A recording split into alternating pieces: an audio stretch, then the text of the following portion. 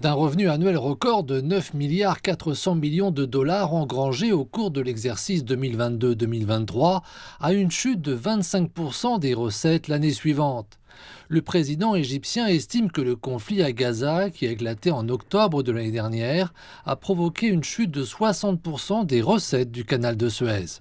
Cette baisse est principalement due aux représailles exercées sur les navires par les Houthis au Yémen, en signe de solidarité avec les Palestiniens victimes d'attaques israéliennes dans la bande de Gaza.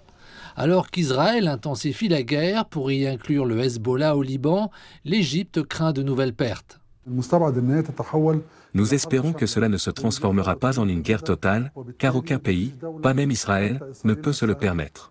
Ces perturbations géopolitiques semblent se prolonger, ce qui aggravera nos pertes. Les marchés du Moyen-Orient ont subi les conséquences économiques du conflit russo-ukrainien, puis de Gaza et maintenant du Liban. Le canal de Suez est l'une des principales sources de devises pour l'Égypte.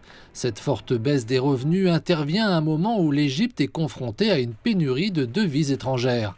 Une situation qui a affecté l'économie de cette nation d'Afrique du Nord.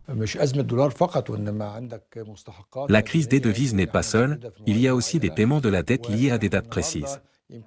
L'État vend déjà ses actifs à d'autres pays. Il se débarrasse aussi de certains projets nationaux pour économiser des devises. La baisse des revenus du canal de Suez complique la crise et cela affectera plusieurs millions de personnes. Ces derniers jours, les attaques israéliennes au Liban se sont intensifiées. La crainte d'une guerre totale avec le Hezbollah va croissant et on s'inquiète d'un conflit prolongé dans la région.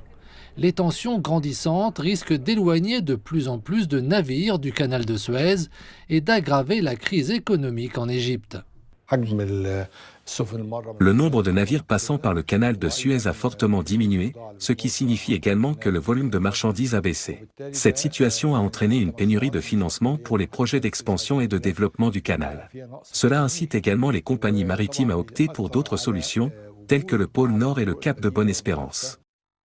Environ 10% du commerce mondial et 8% des exportations mondiales de gaz naturel liquéfié passent par le canal de Suez. Comme il s'agit de la voie navigable la plus courte entre l'Asie et l'Europe, elle reste idéale pour la plupart des compagnies maritimes pour la livraison des marchandises. L'attrait du canal pourrait toutefois s'éroder si l'instabilité actuelle dans la région n'est pas contenue.